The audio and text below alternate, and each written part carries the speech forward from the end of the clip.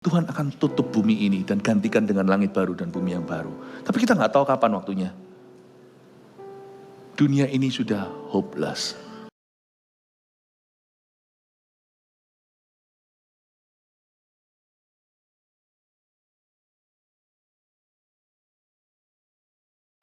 Terima kasih Tuhan Yesus, namamu adalah perlindungan. Jikalau bukan Tuhan, sudah dari dulunya kami dihancurkan oleh setan. Terima kasih karena kau lindungi bak biji matamu sendiri. Thank you Tuhan, kami tidak binasa.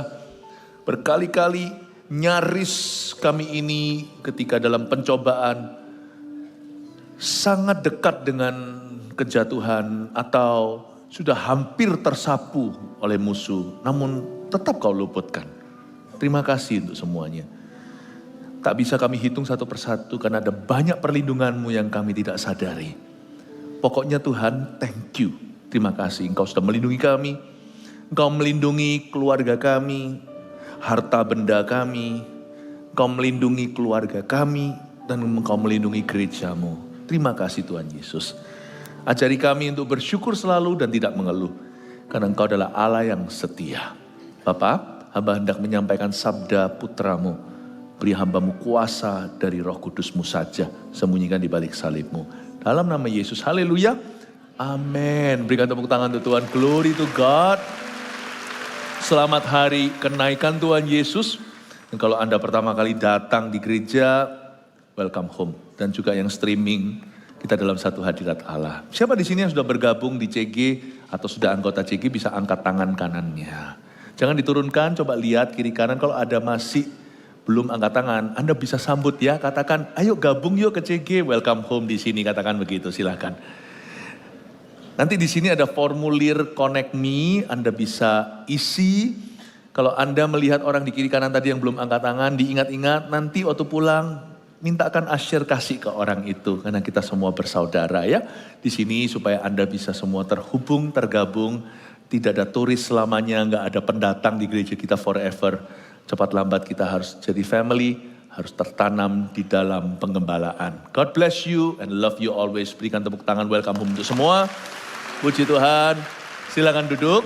Seperti yang saya janjikan, saya ada minta hari Minggu kemarin agar Anda membaca Wahyu 6-9. Berikut saya kasih ringkasan peta zaman.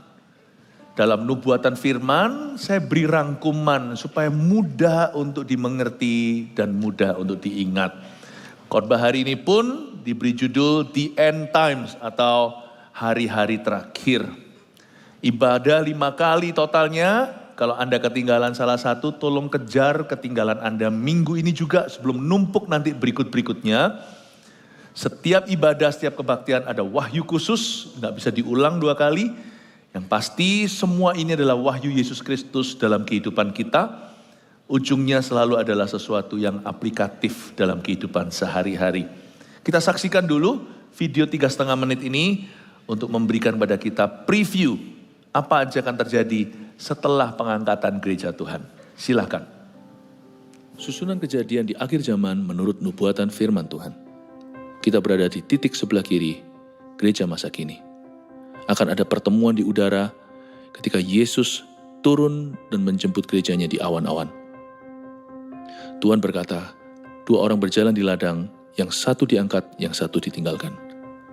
Tugas kita adalah hidup berjaga-jaga setiap hari, sebab tidak seorang pun tahu waktu dan saatnya. Setelah pengangkatan gereja Tuhan dari atas muka bumi, semua penduduk dunia akan jatuh ke bawah kuasa Sang Antikristus. 3,5 tahun pertama pemerintahannya akan diwarnai dengan kemenangan. Seperti pangeran berkuda putih, ia dieluk-elukan oleh seluruh penduduk bumi karena bisa memecahkan masalah dunia dengan begitu mudahnya. Namun 3,5 tahun terakhir pemerintahannya, Sang 666 akan kelihatan warna aslinya. Juga dalam pemerintahannya, Tuhan akan memukul bumi dengan berbagai macam murka. Malapetaka, bencana alam, perang, dan sakit penyakit yang belum pernah terdengar dan terjadi, akan terjadi di mana-mana. Tuhan membatasi pemerintahnya hingga 7 tahun, jikalau lebih dari itu tentunya seluruh bumi akan musnah. Di akhir pemerintahan Sang Antikristus, Tuhan akan turun ke bumi bersama dengan orang-orang kudus. Waktu itu, Tuhan akan disambut perang oleh Sang Antikristus dan nabi palsunya serta semua kroni-kroninya. Namun Tuhan mengalahkan mereka semuanya dan menangkap sang antikristus dan nabi palsu itu serta melemparkan mereka hidup-hidup ke dalam lautan api. Perang tersebut namanya Harmagedon. Kemudian Tuhan membangun kerajaan milenium yang artinya 1000 tahun dan bumi masuk di dalam masa damai. Iblis dirantai dan dicampakkan ke dalam jurang maut selama 1000 tahun itu. Dengan absennya setan dan roh-roh jahat, dunia mengalami pemulihan yang dahsyat. Manusia hidup begitu lama dalam berkat-berkat Allah, sehingga mereka yang hidup sampai 100 tahun akan dibilang terkena kutuk. Populasi bumi yang baru ini belum pernah secara sengaja memilih Kristus, mereka hanya mengalami semua berkat-Nya. Tidak heran, di ujung kerajaan milenium itu iblis sekali lagi dilepaskan.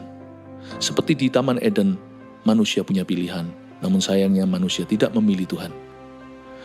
Dan setan berhasil memobilisasi seluruh bumi untuk berperang melawan Tuhan sekali lagi, dan ini adalah ujung segala peperangan yang ada di dunia. Perang itu bernama Perang Gog dan Magog. Di situ iblis dikalahkan, dan semua orang yang memberontak terhadap Tuhan binasa. Kita tahu bahwa yang disebut kiamat itu ada bagi orang-orang yang tidak selamat. Tapi bagi orang-orang yang sudah namanya tertulis dalam kitab kehidupan, pahala mereka menanti mereka. Di pengadilan tahta putih itu Tuhan akan berkata kepada yang satu, enyahlah, sedangkan kepada yang lain, masuklah dalam sukacita Bapakku. Kambing dan domba pun dipisahkan, dan pun membuat perbedaan antara orang fasik dengan orang benar. Setelah pengadilan tahta putih itu, maka orang-orang yang binasa akan mengikuti iblis dan semua malaikat-malaikat jatuh, dan mereka akan dilemparkan ke dalam api neraka untuk selama-lamanya. Sedangkan orang-orang benar yang namanya tertulis dalam kitab kehidupan, mereka masuk ke dalam sorga yang disebut sebagai langit dan bumi yang baru di kitab Wahyu. Cukup simpel waktu kita melihat chart seperti ini. Nubuatan di dalam Alkitab, kejadian apa saja. Khususnya setelah gereja Tuhan diangkatnya. Pengangkatan itu ada di Tesalonika. Yesus pun menubuatkan di salah satu pengajarannya di Matius 24 contohnya.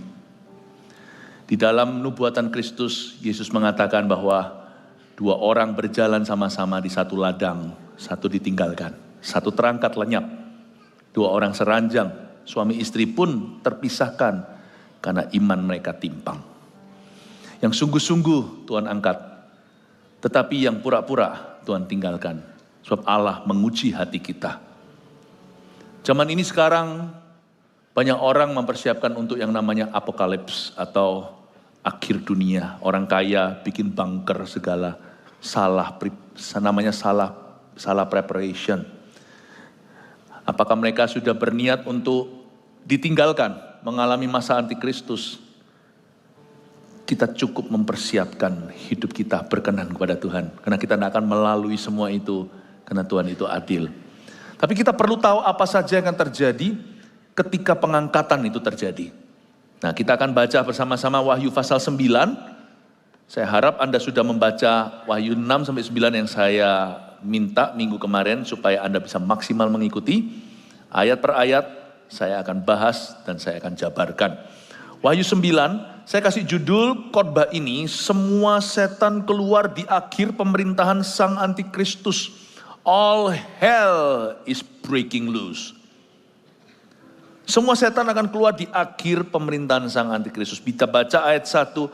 Lalu malaikat yang kelima meniup sangkakalanya, dan aku melihat sebuah bintang yang jatuh dari langit ke atas bumi, dan kepadanya diberikan anak kunci lobang jurang maut.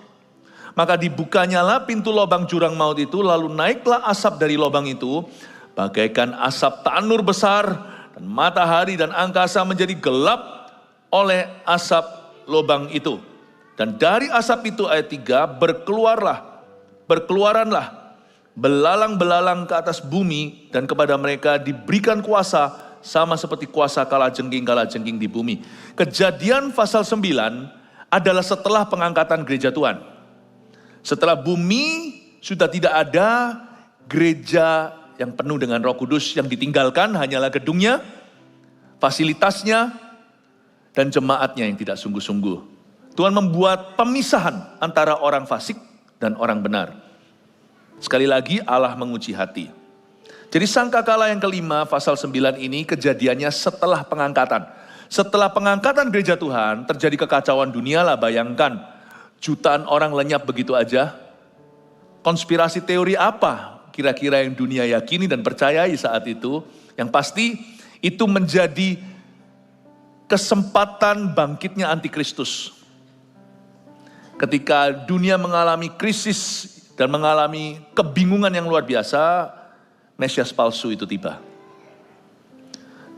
Kita harus pelajari dulu apa yang terjadi saat itu, supaya kita bisa mengerti masa kini. Ayat 1, lalu malaikat yang kelima meniup sangkakalanya. Ini saya sebut dalam bahasa Inggrisnya, ini yang saya sebut dengan a later angel. Ada malaikat-malaikat yang nanti baru keluar di saat-saat terakhir sejarah dunia. Nggak tahu malaikat ini namanya siapa, tidak usah kita itu berdoa kepada malaikat. Yang pasti, Kejadian pasal 9 ayat 1 yang barusan saya bacakan, ini semua akan terjadi di 3,5 tahun terakhir pemerintahan Sang Antikristus. Jadi setelah pengangkatan gereja, entah kapan, jangan diprediksi waktunya, saat dan waktunya tak seorang pun tahu kecuali Bapa. Waktu itu terjadi, bumi akan jatuh ke tangan Sang Antikristus. 7 tahun pemerintahan Antikristus itu sebelum Yesus datang kembali ke dunia. Kalau pengangkatan gereja, Tuhan hanya turun setengah, istilahnya berjumpa dengan mempelai wanitanya di awan-awan. Tesalonika berkata, dalam sekejap mata kita akan diubahkan ketika sangkakala berbunyi. Namun sangkakala itu adalah untuk memanggil umatnya yang kudus, dan yang bisa mendengarnya hanyalah mempelai Kristus. Waktu kita dalam sekejap mata, kata surat Paulus di Tesalonika, berubah dalam kemuliaan, menyongsong Tuhan di awan-awan, bumi masuk masa tahun yang paling kelam, 7 tahun pemerintahan Sang Antikristus.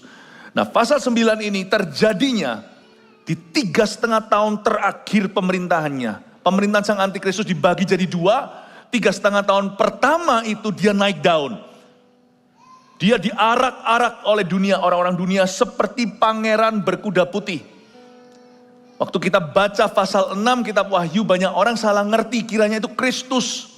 Padahal itu penunggang kuda putih itu pegang panah, bukan pedang bermata dua. Itu bukan Kristus, itu antikristus. Itu bukan Mesias, itu Mesias palsu. Saya waktu baca Alkitab, kalau ini adalah interpretasi saya, oke? Saya rasa bisa jadi dari suku Dan. Dan itu tidak ada di dalam 144.000 orang-orang yang diselamatkan dari kaum Yahudi. Di masa-masa pemerintahan Antikristus kan kebangunan rohani orang Yahudi, bukan kebangunan rohani bangsa-bangsa lain. Sudah selesai revival bagi Indonesia, bagi Amerika, bagi Afrika, bagi India. Mari. Zamannya Yahudi nanti 7 tahun itu. Anda kalau mau diselamatkan, mau menyelamatkan, sekarang waktunya sebelum pengangkatan. Jadi sekarang mengerti ya, 3,5 tahun pertama itu Antikristus itu pahlawan, tapi 3,5 tahun terakhir kelihatan dia Mussolini. Kelihatan sekali dia itu seperti Hitler, kelihatan sekali, kelihatan belangnya, kelihatan warna aslinya. Waktu itu berbagai macam kengerian terjadi di atas muka bumi. Belum lagi cawan murka Allah yang tumpah atas dunia dalam wujud berbagai macam musibah yang supra alami maupun yang alami, yang terjadinya nggak pernah kita dengar sebelumnya di zaman-zaman kita. Kalau Anda kira gempa bumi, badai di Dubai itu apa-apa, itu bukan apa-apa. Itu kalau orang melahirkan atau orang bersalin, sakit bersalin, itu kontraksi baru buka 1. Malaikat yang kelima meniup sangkakalanya. Kalau ini bukan sangkakala untuk memanggil mempelai wanita. Ini adalah sangkakala untuk mendatangkan hukuman, tapi kali ini kengerian. Sangkakala kelima adalah untuk membuka lubang kerajaan maut. Lalu melihat malaikat yang kelima meniup sangkakalanya, dan aku melihat sebuah bintang yang jatuh dari langit. Siapa lagi bintang yang jatuh dari langit kalau bukan Lucifer?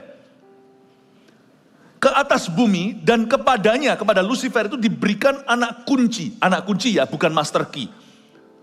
Yang pegang kunci hidup dan mati itu bukan setan. Sekalipun setan bisa membunuh, membinasakan. Tahukah bahwa musuhmu tidak punya kuasa atas hidupmu? Nyawamu, hidup matimu, tangan Kristus. Kelihatan dunia ini kacau balau ya. Orang jahat banyak. Tapi dunia sampai hari ini gak hangus, gak binasa. Dunia hari ini gak jadi lautan api. Itu karena tetap Tuhan yang pegang master key. Nubuatan harus terjadi. Jadi jangan khawatirlah perang semuanya ini Iran, Israel semuanya ini akan memicu pada perang nuklir, kita semuanya hangus binasa. Enggak.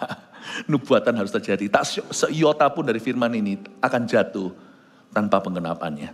Tidak akan satu pun firman Tuhan akan jatuh ke tanah tanpa digenapi. Yesus yang pegang master key. Tapi kepada Lucifer ini, bintang yang jatuh, di zaman 7 tahun masa antikristus ketika gereja udah absen. Kalau gereja masih ada di dunia penuh Roh Kudus lagi, kita ini pegang kunci. Meskipun bukan master key, Tuhan kasih kita kunci kerajaan sorga. Gimana sang antikristus bisa menyatakan dirinya? Kalau sekarang rohnya sudah ada, penyesatan di mana-mana dunia ini anti Kristen lah, anti pendeta, anti gereja, sudahlah sentimen dunia. Tetapi sang antikristus sendiri 666 atau 666 itu tidak bisa dinyatakan pada dunia. Mana bisa wong gereja masih exercise power kok. Gereja masih mempraktekkan doa dalam nama Yesus. Misalnya kalau di satu negara mau dihalalkan aborsi, gereja Tuhan berdoa, gak jadi. Terjadi revival kebangunan rohani. Hati orang yang ketok palu dijamah Roh Kudus, gak jadi. Gak bisa lah gak bisa lah. Yang namanya setan itu blak-blakan itu selama masih ada kita. Selama masih ada gereja di dunia, masih ada orang-orang kudusnya, masih ada hamba-hamba Tuhan yang kudus pula. Gak bisa semua setan keluar di zaman ini. Gak bisa. Tapi waktu gereja diangkat, nah saya percaya semua setan akan keluar di akhir zaman itu. All hell will break loose. Bersyukurlah Bapak Ibu Saudara, orang anak muda yang rusak banyak. Tapi selama masih ada gereja yang diurapi, masih ada yel-yel, we are the army of God. Masih ada yang namanya bom di sebuah kota, diset untuk meledak, gak jadi karena ada pendoa. Narkoba mau merajalela, tetap. Dugem juga, pasti ada orang-orang dugem yang bertobat, terima Yesus dan berubah dan ajak teman-temannya. Gak bisa lah all hell breaks loose, itu gak bisa. Jadi setan itu punya anak kunci. Tapi gereja itu pegang kunci kerajaan Allah. Dan Tuhan pegang master key-nya. Maha kuncinya di tangan Allah. Tetapi memang celaka kalau kita lihat ya. Nanti waktu masa absennya gereja, di 7 tahun itu, khususnya 3,5 tahun terakhir penghujung pemerintahan, akhir pemerintahan antikristus sebelum Yesus datang kedua kali. Setan atau Lucifer, si naga tua itu akan diberi anak kunci ke lubang jurang maut. Mana itu? Gua gak tahu. Apakah itu di perut bumi? Gak usah sok tahu. Yang pasti itu tempat ada, karena firman Allah menulisnya. Anak kunci lubang jurang maut dikasih ke dia, maka dia gak pakai babi bu, gak basa-basi, langsung dibuka pintu lubang jurang maut itu. Naiklah asap dari lubang itu. Bagaikan asap tanur besar dan matahari dan angkasa menjadi gelap oleh asap lubang ini. Ini bukan asap sembarang asap, asap barbeque.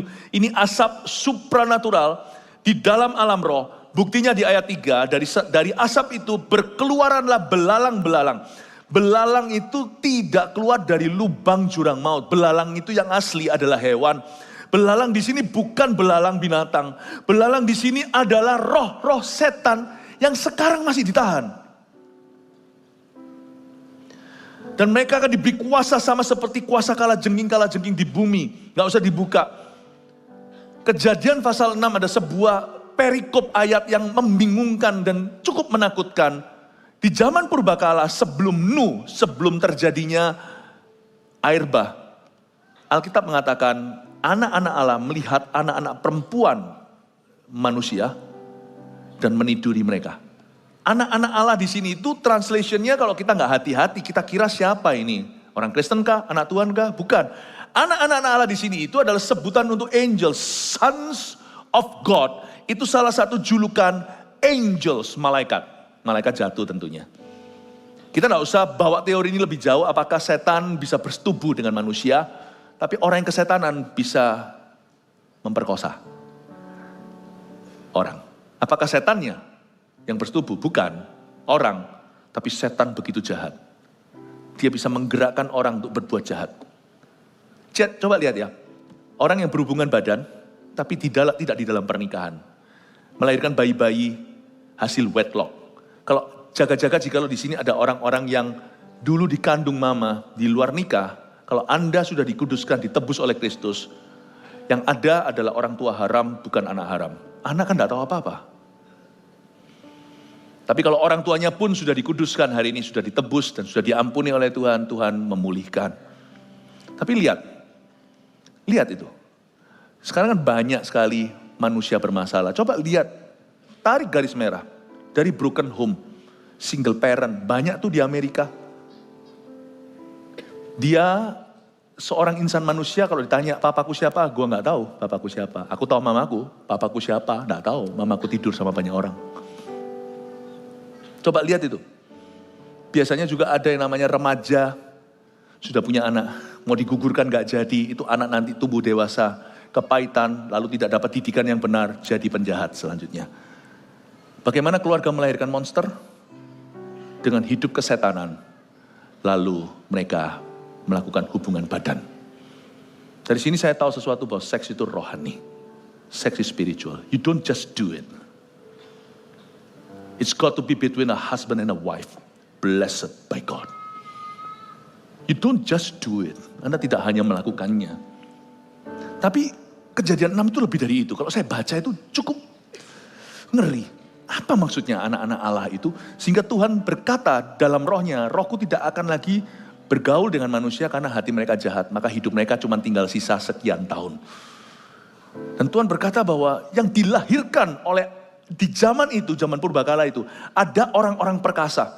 Dan ketika anak-anak Allah ini menghampiri anak-anak manusia, anak-anak perempuan manusia yang cantik-cantik menurut pandangan mereka, lahirlah orang-orang gagah perkasa di zaman itu. Kata gagah perkasa itu bukan pujian, monster itu. Lahirlah monster-monster. Kita punya maknanya hari ini di zaman ini. Coba lihat ya, banyak yang namanya delinquency atau kenakalan remaja, tidak selalu salahkan papa mama. Tapi kalau Anda telusuri, banyak yang dari broken home. Banyak yang dari free sex. Lalu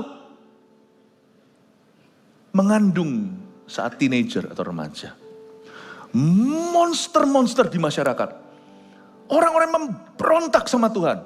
Memberontak sama pemerintah, memberontak sama semua yang disebut otoritas yang benar. Memberontak sama orang tua. Itu semua sudah dari sononya. Tapi Kejadian pasal 6 itu bukan hanya bicara tentang itu. Kayaknya ada spirit-spirit yang begitu jahanam dan jahat. Sebelum air bah dan sesudah air bah dia ditahan oleh Tuhan. Bukti ayatnya mana nggak usah dibuka, terlalu panjang soalnya. Yudas 6. Yudas itu cuma satu pasal. Kitab Yudas sebelum Wahyu, ya, di akhir-akhir perjanjian baru. Di dalam kitab Yudas 6, jadi pasal 1 aja, berarti ayat 6, dikatakan bahwa Tuhan menahan malaikat-malaikat, ya, pada batas-batas kekuasaannya. Malaikat-malaikat yang tidak taat, tepatnya gini, Tuhan menahan malaikat-malaikat yang tidak taat pada batas-batas kekuasaannya, yaitu mereka yang keluar dari boundary, keluar dari perbatasan yang normal, dengan belenggu abadi di dalam kekelaman hingga penghakiman pada hari besar. Persis kurang lebih begitu ayatnya. Jadi ada setan-setan yang sekarang ini masih di dalam lubang jurang maut. Berarti peperangan rohani kita ini belum seberapa sekarang ini. Apalagi dibantu saudara seiman di CG, kita bertumbuh bersama, ya kan? Dalam kasih kita bertumbuh bersama seperti lagu yang kita nyanyikan itu. Sebagai saudara seiman di dalam tubuh Kristus. Kita bertumbuh bersama-sama, saling menguatkan. Yang kuat menanggung yang lemah. Jangan mengeluhlah hidupmu berat gimana. Sebab belum semua setan dikeluarkan di dunia ini. Sadarkah, kesimpulan saya waktu saya baca Yudas 6, waktu saya baca Kejadian 6, lalu saya baca Wahyu pasal 9 ini, bahwa sejak air bah, sebagian daripada high ranking fallen angels, sebagian daripada roh-roh setan atau malaikat jatuh yang ranking tinggi, ditahan sama Tuhan. Makanya Firman berhak berkata, pencobaanmu pencobaan yang biasa. Tidak melebihi kekuatanmu. Sekarang saya ngerti, kalau kita jatuh, itu karena kita mau, bukan karena iblis mengalahkan kita. Karena iblis tidak bisa melampaui kekuatan kita. Belum lagi jumlah mereka didiskon sama Tuhan, hanya Tuhan yang tahu berapa. Kalau enggak, muka bumi ini udah rusak. Bukan hanya orangnya, alam semesta. Coba lihat kalau orang kesurupan, semua mau dirusak sama dia. Kalau orang kesetanan, apapun dihancurkan di rumahnya. Jadi jangan Anda kira, setan itu cuma sebanyak yang ada di dunia ini. Jauh lebih dalam alam ciptaannya. Hanya Tuhan yang tahu jumlah malaikat jatuh. Hanya Tuhan yang tahu berapa jumlah malaikat yang dia ciptakan. Jangan-jangan populasi dunia ini gak seberapa dibandingkan oknum-oknum yang gak kelihatan. Cuma Tuhan tahan. Yudas 6 berkata, mereka dibelenggu dengan belenggu abadi di dalam alam kekelaman. Sampai hari penghakiman besar atau sampai waktunya tiba. Ini waktunya. Saya bisa bayangkan waktu Lucifer dapat anak kunci itu, dia teriak bahagia. Atau gimana, saya gak tahu lah. Dengan senang hati dia langsung buka pintu lubang jurang maut. Dan keluar asap. Asap itu jadi belalang. Ini alam roh saudara. Bayangkan kadang-kadang saya pikir ya. Belum semua setan diizinkan Tuhan lepas saja. Dunia itu sudah begitu jahatnya. Pernah bayangkan gak? Masih ada yang menahan. Jumlah setan juga belum seberapa. Tapi dunia ini seolah-olah udah kesurupan. Jahatnya amoralitas. Zaman sekarang lokasi menjadi dingin.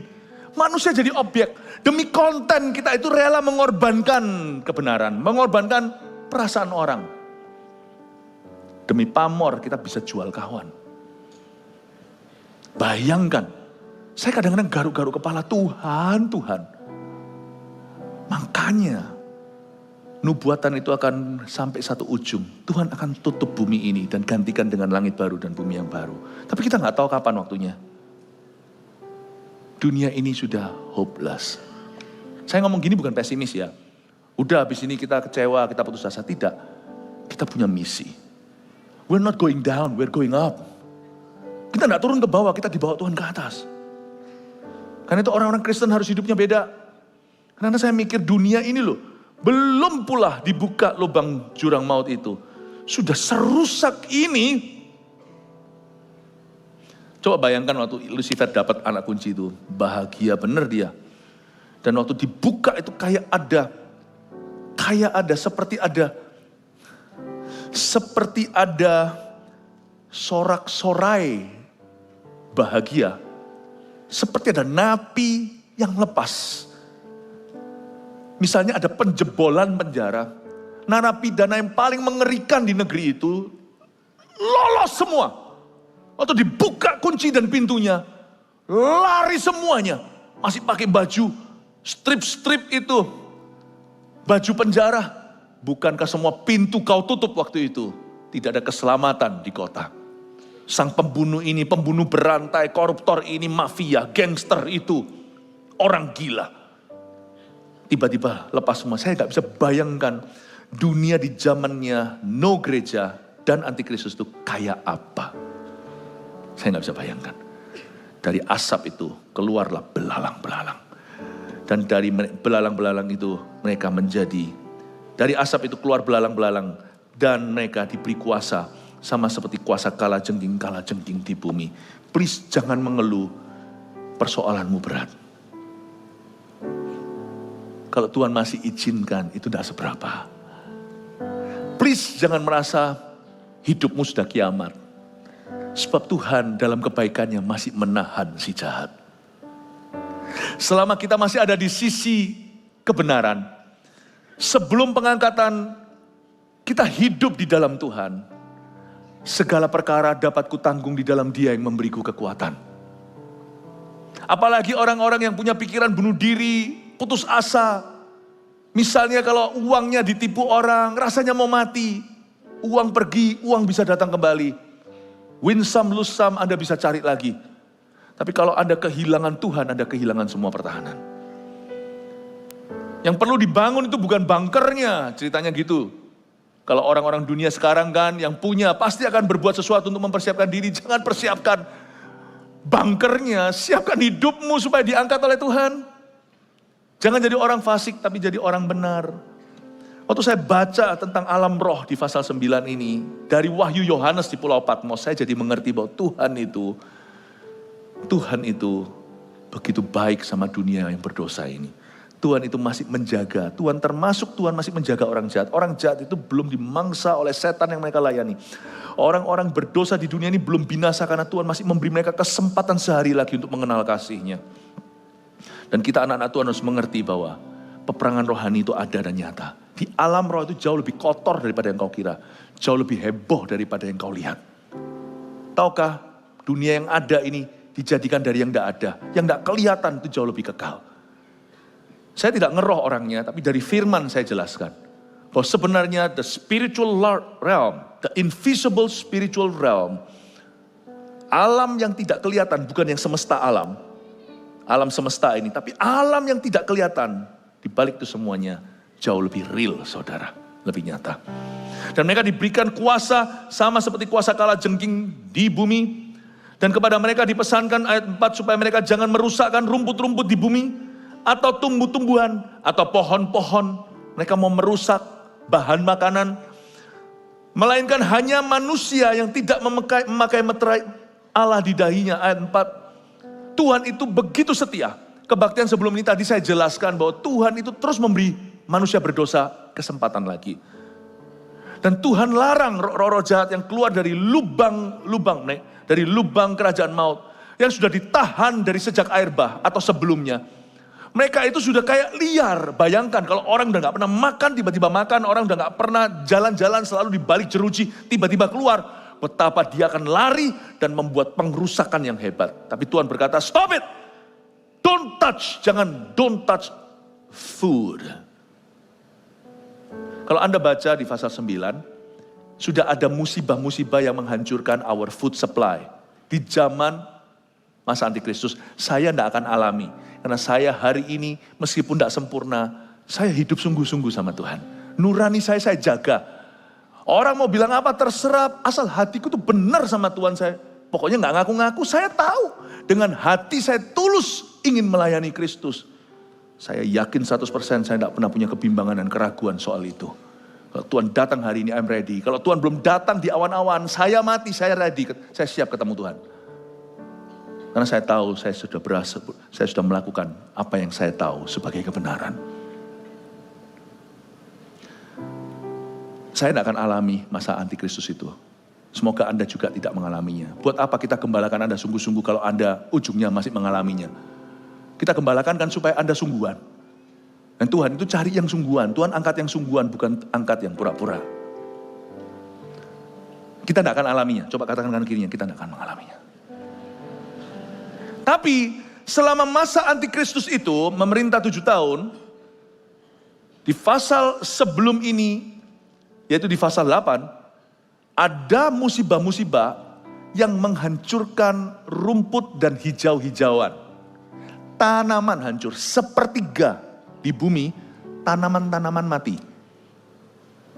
Musibah itu termasuk hujan es dengan darah, kata Alkitab, yang juga menyala-nyala dengan yang hujan es bercampur darah dan ada apinya. Saya nggak ngerti itu gimana terjadi. Karena waktu itu bukan hanya sekedar natural disaster atau sekedar suatu gejolak alam semesta. Itu sudah menjadi hukuman yang supra alamiah. Waktu terjadi itu hanya Tuhan yang tahu. Saya dan Anda tidak akan melihatnya. Di dalam nama Yesus kita sudah terangkat. Sehingga food supply sudah cut off, sudah tinggal 2/3. Banyak tanaman mati, berarti juga banyak hewan mati. Ya, bayangin kalau sapi tidak makan rumput, waktu itu beef harganya berapa saya tidak tahu. Ya, kali ini Tuhan berkata, waktu setan itu lepas dari lubangnya, Tuhan bilang begini, pesankan supaya mereka jangan rusakkan rumput di bumi, tumbuh-tumbuhan atau pohon-pohon. Karena by that time, waktu itu, food supply is rare. Akan ada kelaparan di zaman masa antikristus yang belum pernah terjadi di dunia. Itu terjadi karena musibah. Belum lagi air bersih dari sungai dan mata air, absinthus akan menjadi pahit. Bahasa Yunaninya. Pada saat itu terjadi, Anda dan saya kira kita sudah melihat semua musibah dunia. Waktu itu mandi air bersih pun suatu challenge. Minum air pun suatu challenge. Firman Tuhan mengatakan, Wahyu 8. Supaya kita ngerti, dan tolong direcord ini. Jikalau ada yang tertinggal, suruh nonton YouTube ini. Tuhan sudah memperingatkan dari firman-Nya. Ini bukan rekayasa pengkhotbah, ini semua tertulis di Alkitab. Dan saya percaya Alkitab itu firman Tuhan. Mereka diberitahu, jangan kamu rusakkan rumput, tumbuh-tumbuhan atau pohon-pohonan. Kalau kamu rusakkan, niscaya sebumi miliaran orang mati. Karena tidak bisa makan lagi. Jadi kamu hanya boleh menyiksa manusia yang tidak dimeterai Allah di dahinya. Ayat 5, dan mereka diperkenankan bukan untuk membunuh manusia, melainkan hanya untuk menyiksa mereka 5 bulan lamanya. Dan siksaan itu seperti siksaan kalajengking apabila ia menyengat manusia. Saya nggak ngerti persisnya seperti apa, tetapi inilah sebuah musibah karena pekerjaan roh-roh jahat. Saya nggak tahu itu nanti sengatannya itu dalam bentuk penyakit kayak apa, saya nggak tahu. Tapi yang pasti ada suatu masa mengerikan selama 5 bulan dari 7 tahun masa pemerintahan Antikristus. Jangan bingung ya, 3,5 tahun pemerintahannya terakhir itu banyak sekali bencana. Belum lagi sang Antikristus berulah dan nabi palsunya. 3,5 tahun terakhir kelihatan warna aslinya dan Tuhan curahkan banyak cawan murka. Di 3,5 tahun terakhir itu ada 5 bulan. 5 bulan terkenal, very famous 5 months. Sesuatu terjadi secara global di mana manusia yang tidak dimeteraikan oleh Allah, ya berarti penduduk dunia. Karena mereka yang bertobat di zaman itu pasti akan dibunuh. Selama 5 bulan tersebut akan terjadi sesuatu entah apa, tapi itu karena roh-roh jahat yang melakukannya atas muka bumi. Dan orang-orang tidak mati karenanya. Tuhan jaga food supply mereka. Dan Tuhan izinkan 5 bulan ini bukan untuk menyiksa mereka, karena dunia sudah tidak lagi meresponi Kristus dan firman-Nya. Gereja sudah nggak ada. Satu-satunya bahasa yang mungkin mereka mudeng bisa mengerti yaitu hukuman. Kalau papa ngomong lu nggak ngerti, doa nggak mempan, ajak bicara baik-baik, bahkan kalau ku bentak pun nggak bisa, ya mungkin rotan sudah harus berbicara. Tapi bayangkan loh Tuhan itu, ribuan tahun dunia murtad kayak begini itu Tuhan nggak pernah rotan gimana, rotannya pun tidak rata kan, yang rata itu cuma air bah, ribuan tahun yang lalu. Nggak pernah kan tsunami terjadi di sini seluruh dunia, nggak kan tiba-tiba suatu hari laut kompak antara mereka, ada asosiasi kelautan. Lalu mereka saling bincang-bincang antara samudra satu dengan samudra lainnya. Laut China, Laut Mediterranean, Laut mana, Laut Merah. Mereka saling berbicara, ayo kita jalan-jalan yuk, kita jalan-jalan. Ayo jalan-jalan ke Tunjungan. Lalu mereka semua ke daratan. Coba pernah pikir enggak, laut itu kenapa kok nurut ya? Padahal di dalam laut ya daratan. Kenapa dia tahu di titik tertentu di daratan dulu harus stop. Cuman boleh sisa-sisa riak, yaitu ombak. Kenapa dia nggak berkata, pingin jalan-jalan lihat kota seperti apa? Kalau mereka kompak sedunia, air bah. Kenapa laut kok tidak bisa terjang daratan? Jalan-jalan ke downtown, jalan-jalan ke Tunjungan. Atau jalan-jalan kemana tuh? Kalau di Medan, jalan-jalan ke pusat kotanya. Siapa yang batasi? Siapa yang batasi? Saya beritahu, Tuhan tidak akan izinkan yang namanya setan-setan ini membunuh manusia. Tuhan terpaksa pakai rotan. Dan Tuhan tidak pernah sepanjang sejarah pakai rotan yang global. Sekali saja air bah. Dan karena Nuh dia menyesalinya bukan karena Tuhan salah. Tapi dia berkata, aku tidak akan pakai cara yang sama lagi. Tapi dunia akan hangus nanti suatu hari dihukum api. Orang-orang dunia yang tidak percaya, yang menentang Kristus ini. Tapi sementara itu tidak pernah ada sesuatu yang rata. Badai terjadi di Dubai, tidak terjadi seperti itu di Indonesia. Gempa terjadi di Jepang, kita kira itu jauh, Belanda masih jauh, terjadi pula di Indonesia, itu pun tidak rata. Pernah sekali terjadinya di Jawa Timur, kadang-kadang pernah terakhir-terakhir terjadinya di Jawa Barat, tapi nggak pernah sekaligus gempa, ya kan? God is so good, ada rotan-rotan yang Tuhan izinkan, tapi nggak pernah mendunia. Tuhan itu baik, tapi hari itu sudah tidak ada gereja Tuhan. Membumi 5 bulan, entah apa, saya tidak tahu. Dan saya tidak mungkin ada di sini. Kalau saya belum mati, ini terjadi. Kalau kita belum mati, ini kejadian. Kita tidak akan ada di sini. Saya ngomong dengan iman, semua kita tidak akan ada di sini untuk melihatnya. 5 bulan itu, oh haleluya, mau kasih tepuk tangan untuk Tuhan, silakan. Saya tanya-tanya 5 bulan ini apa? Nggak tahu. Jangan mendahului firman lah, cukup sampai segitu. Ya.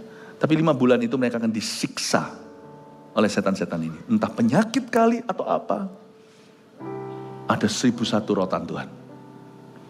Tapi memang manusia sudah bejat sih. Menurut saya seharusnya di titik ini, jangan di titik ini, jangan di titik ini. Titik sekarang aja seharusnya dunia ini binasa. Coba pikirkan, betapa jahatnya gak kalah Sodom Gomora. Kita ini sekarang kejahatan bumi gak kalah daripada Sodom Gomora. Tapi Tuhan itu masih sabar.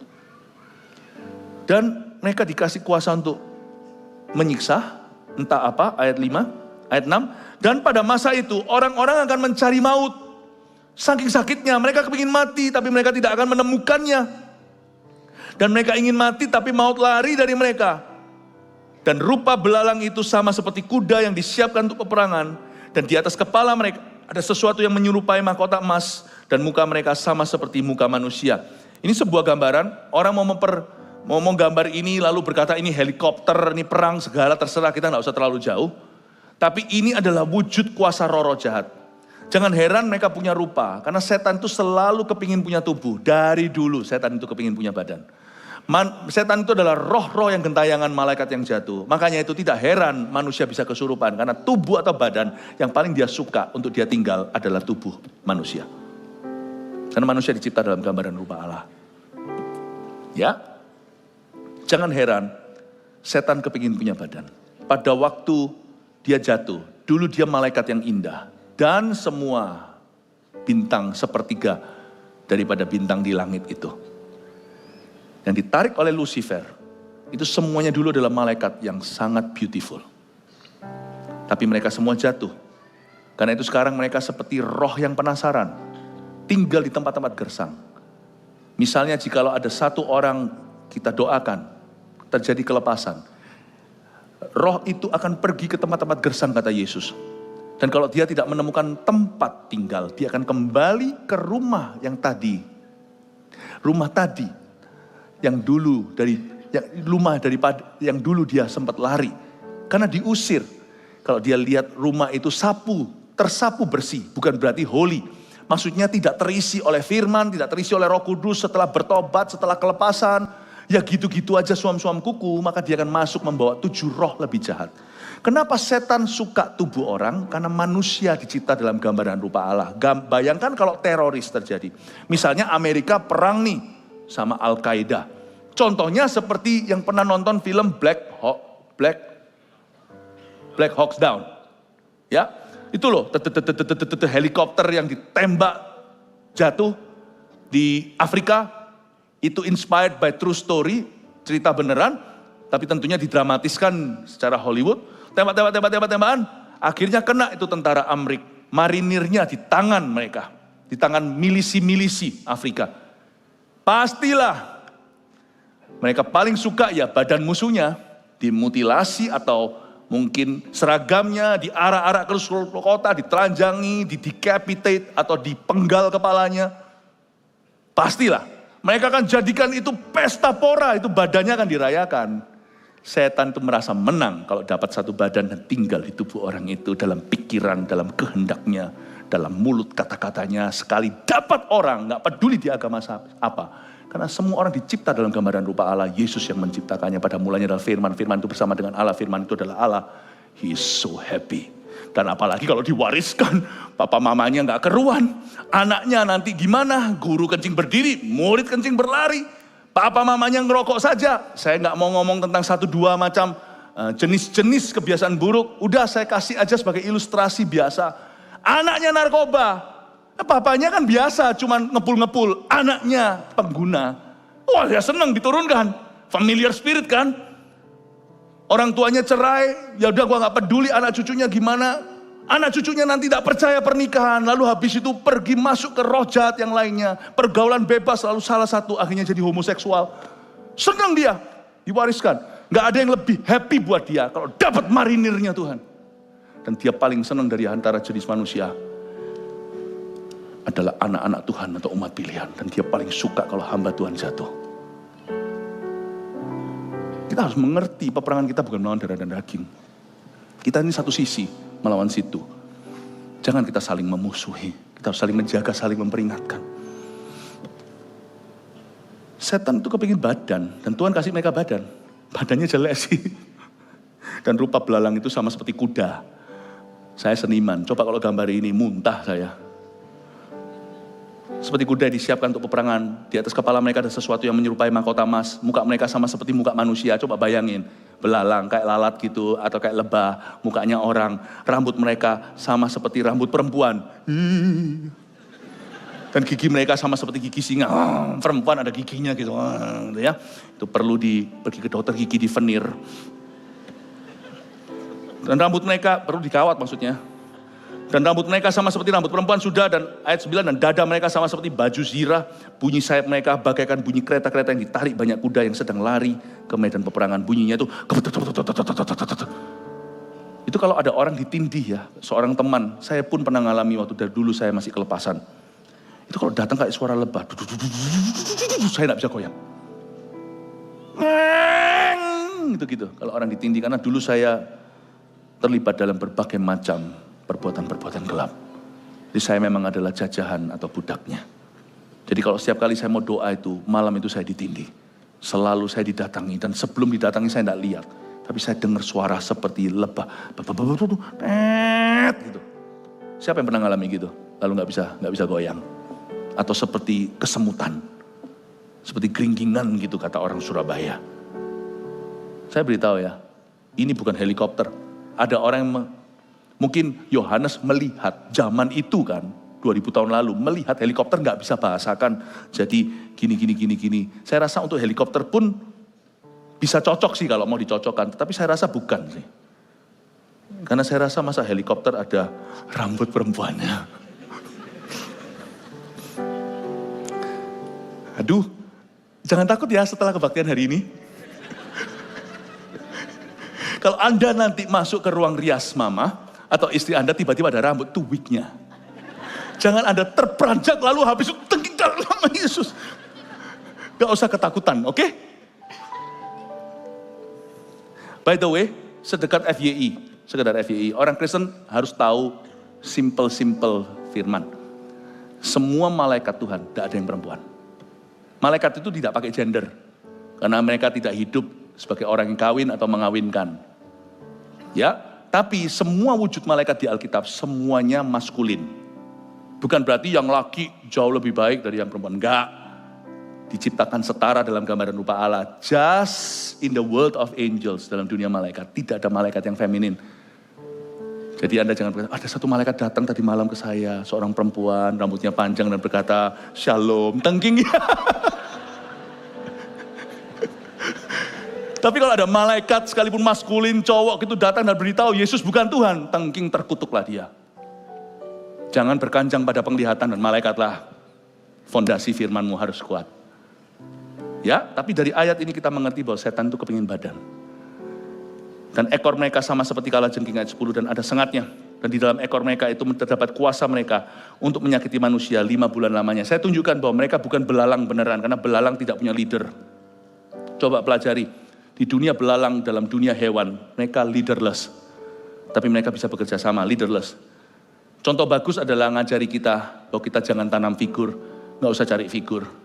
Biarkan umat Tuhan itu sebisa mungkin kita selfless dalam ministry atau dalam service kita. Nggak usah terlalu kitanya terasa, asal mereka bertumbuh dewasa. Tetapi jeleknya di sini, dari cerita belalang ini, belalang itu adalah hama. Dan di ayat 11, dan raja yang memerintah mereka ialah malaikat jurang maut. Berhenti di situ dulu. Sebelum saya baca nanti sebagai penutupan ayat 11 dan 12, belalang dan rajanya, ini bukan belalang, ini setan.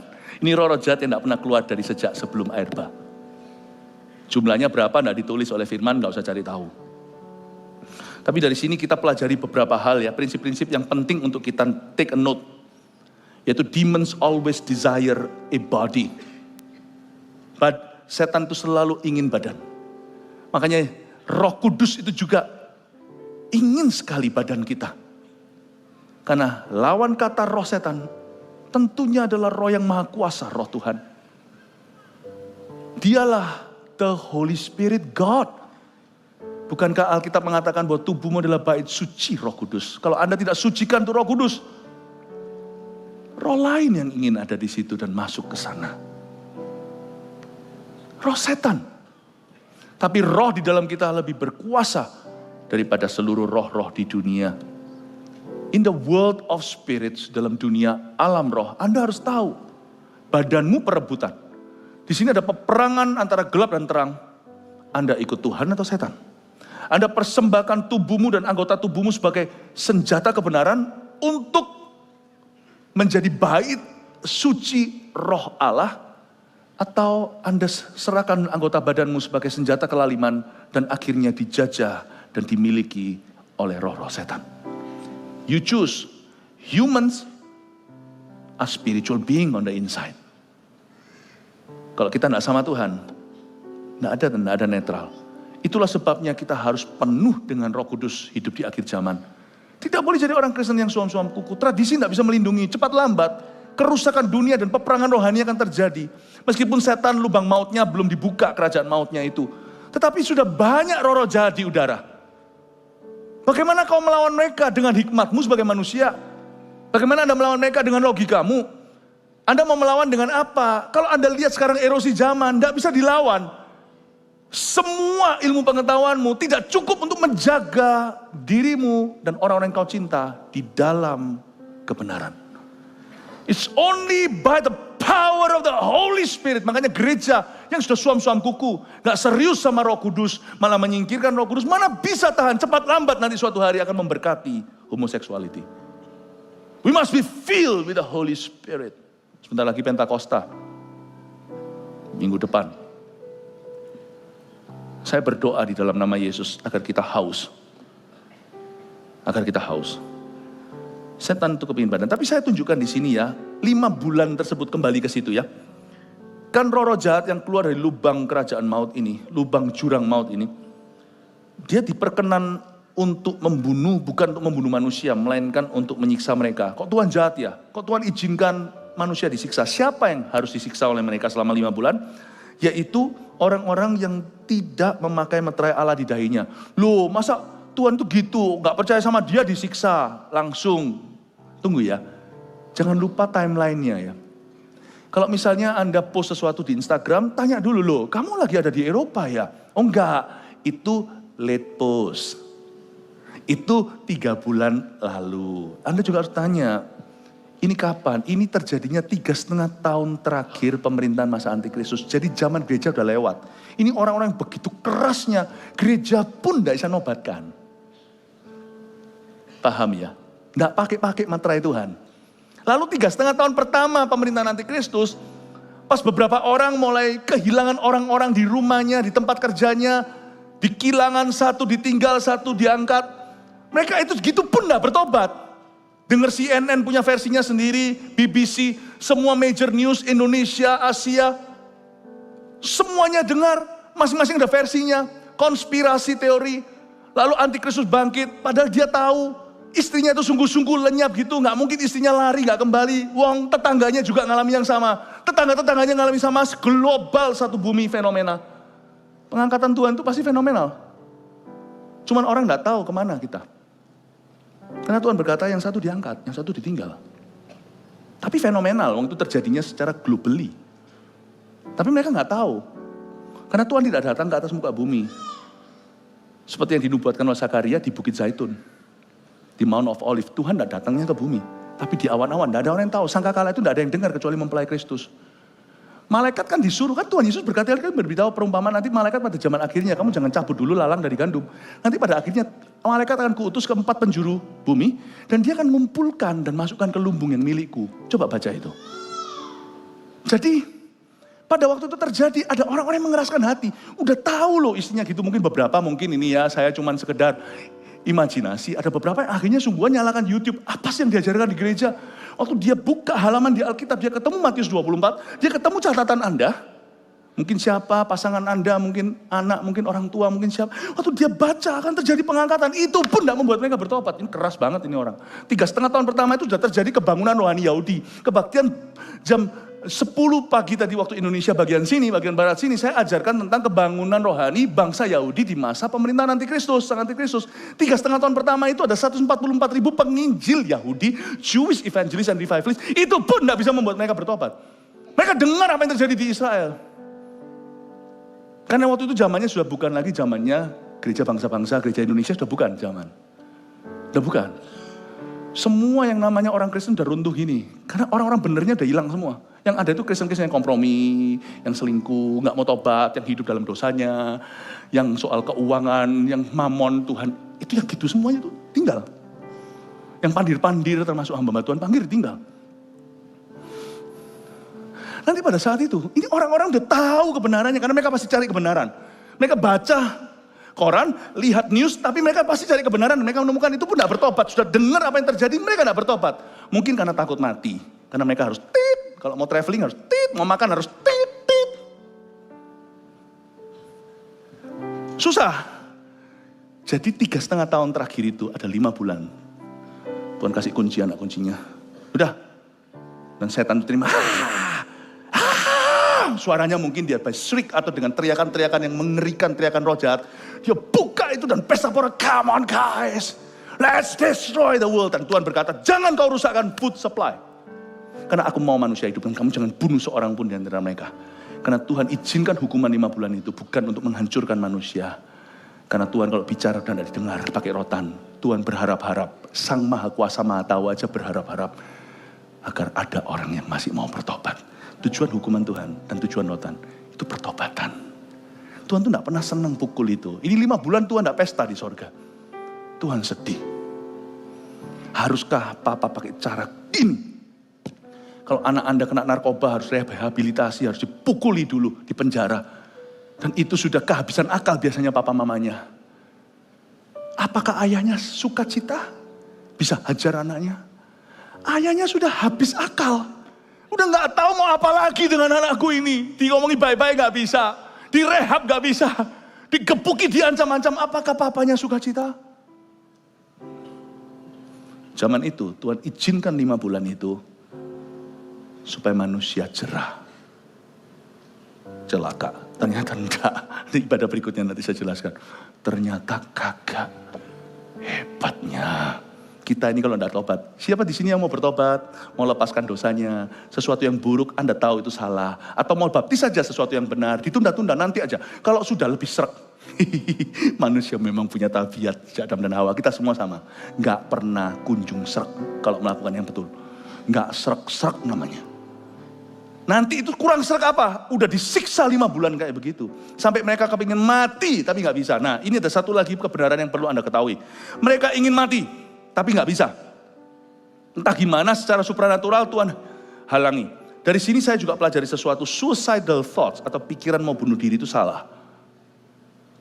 Bahwa kematian sebagai jalan keluar masalah itu adalah tipu muslihat setan. Paham ya? Dari ayat ini kita baca pikiran dunia yang sekarang pun sudah ada banyak orang melakukannya. Enak ya kalau mati.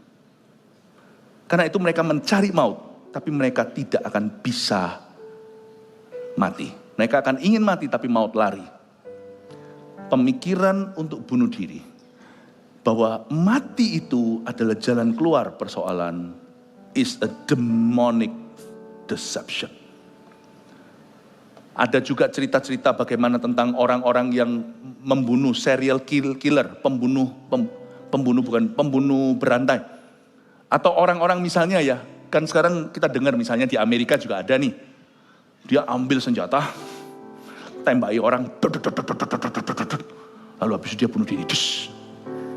Gua mau mati, ini jalan keluarnya. Tapi aku mau bawa teman-teman.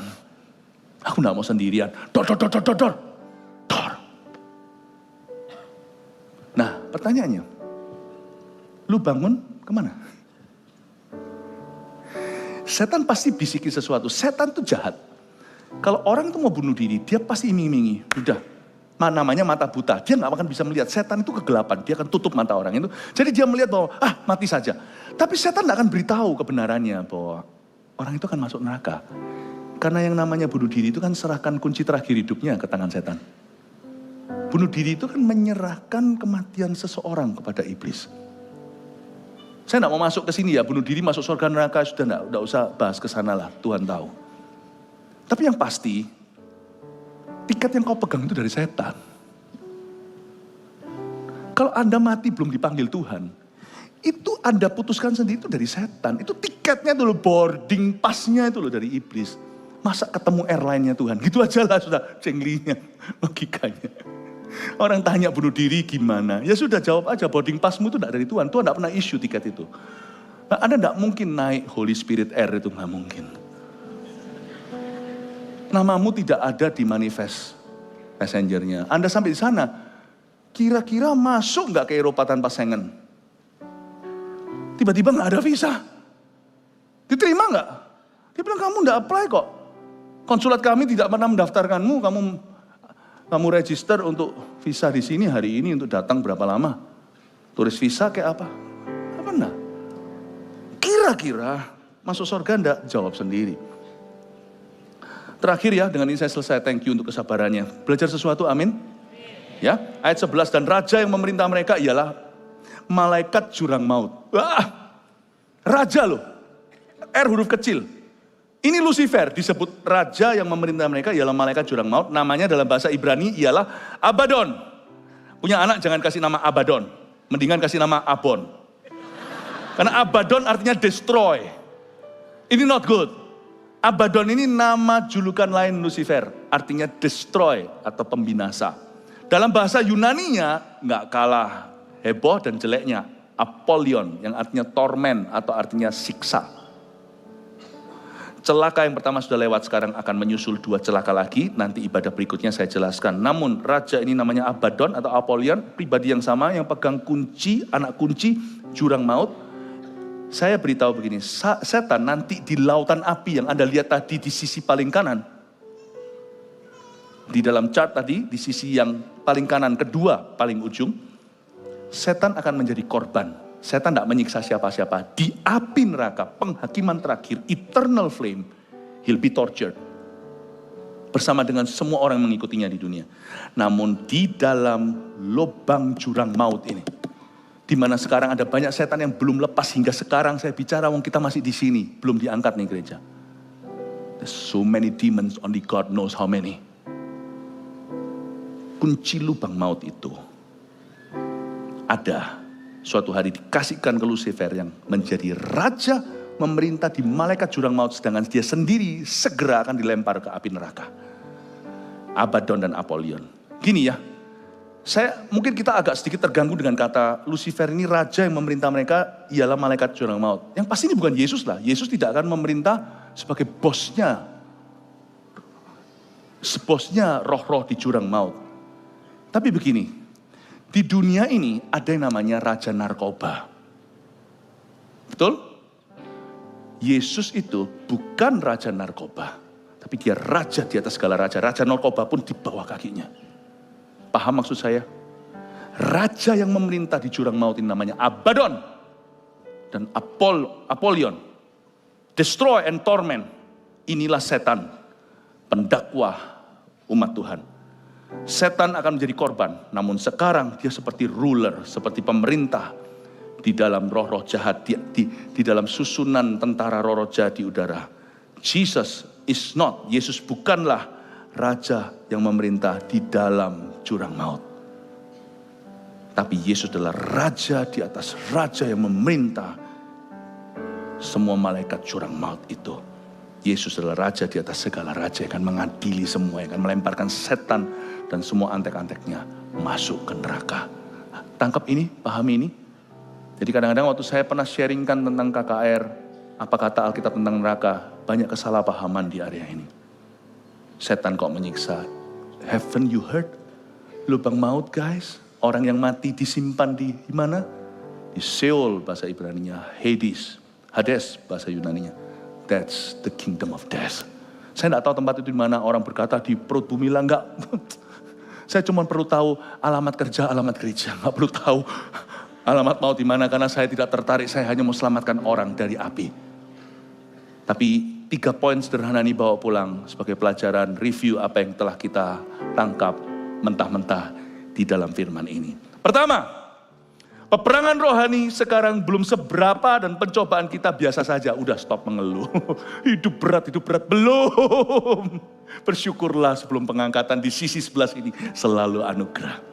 Masalah ada, tapi ada Kristus bersama Dia, kita bisa menanggungnya. Kasih tepuk tangan untuk Tuhan. Ini yang kita perlu pelajari. Hari ini kita tidak belajar tentang setan. Itu cuman pinggiran. Utamanya ini loh, peperangan rohani itu belum seberapa yang kau hadapi. Yang kita hadapi sekarang itu pencobaan biasa. Ayo kita maju ya. Ayo kalau kita sudah jatuh ya bangkit lagi. Ayo kita perang, kita pasti menang. 2, orang yang punya Roh Kudus dan firman Tuhan tidak bisa dikuasai oleh roh jahat. Lihat itu tadi, yang tidak dimeterai disiksa. Tapi yang punya meterai Allah, yaitu Roh Kudus di dalamnya. Dan firman, dia terisi, dia tidak kosong hampa. Nggak bisa dikuasai oleh roh jahat. Mereka nggak bisa siksa kita. Mereka bisa lawan kita. Peperangan rohani ada, peperangan kita bukan melawan darah dan daging, tapi melawan roh jahat di udara. Namun mereka tidak bisa melakukan sesuatu yang di luar kehendak Allah dan rancangan Tuhan atas hidup kita. Sekalipun di dunia ini ada sakit, ada celaka, tak terkecuali hamba-hamba Tuhan. Saya ngomong gini, jangan terjadi i-olsan. Tapi kalau saya, nggak ada keluarga ya. Aduh, tutup telinga aja Rami. Kalau saya sampai mati tabrakan, jangan merasa lu, Pastor Philip kok bisa? I'm just human. It's bad. Ya tabrakan sih enggak, mungkin pesawat ambruk gitu, tutup telinga, jangan dengerin gitu. Ya, jangan Anda merasa, wah Pastor Philip kok bisa? Iya, manusia lah. Saya ngomong ini bukan berarti akan terjadi atau akan terjadi atas enggak lah. Kita berdoa untuk perlindungan, buat apa kita doa? Bapak kami, lindungi kami, jauhkan dari yang jahat. Tapi kalau sampai ada kejadian gitu, jangan goyah ya imanmu ya. I'm just human like you. Nothing special about me. My assignment is special. Tugas saya spesial. Kalau saya matinya jatuh pesawatnya, misalnya. Cry for me, but don't cry for me Argentina. Maju terus, layani Tuhan. Nothing wrong with Christ. Tidak ada yang salah dengan Kristus. Paham ya? Kenapa? I'm nobody special. Itu sudah menjadi realita terjadi di dunia. Semoga aja i-olsan jangan terjadi. Nothing special with me. Gak usah ngerasa gimana gitu. Hamba Tuhan ini pasti lindungi. Iya, come on lah. Kita mati biasa, so what sih? Ya, oke. Tapi gak akan terjadi. Pesawat yang saya naiki selalu Holy Spirit Air nanti. Puji Tuhan ya. Yang ketiga, bunuh diri adalah dosa yang menyerahkan kematian seseorang kepada setan. Catat, siapa yang punya pikiran-pikiran mau mati, tulis ini. Oke, jemaat terkasih, mari kita mengangkat tangan kita. Terimalah berkat dari Allah Bapa, Putra, Roh Kudus. Dia melindungimu seperti biji matanya. Keluar masukmu diberkati. Pekerjaan dan rumah tanggamu disertai. Roh Kudus yang menuntunmu dalam kebenaran. Jadi berkat untuk orang-orang di luar. Dimulai dari orang-orang yang ada di sekelilingmu. Pulanglah membawa damai sejahtera. Dalam nama Yesus. Haleluya. Amin. Jesus loves you. God bless. Silakan tutup. Rangkuman khotbah. Semua setan keluar di akhir. Pemerintahan Sang Antikristus. 1. Peperangan rohani sekarang. Belum seberapa dan pencobaan kita biasa saja. 2. Orang yang punya Roh Kudus dan firman Tuhan tidak bisa dikuasai oleh roh jahat. 3. Bunuh diri adalah dosa yang menyerahkan kematian seseorang kepada setan.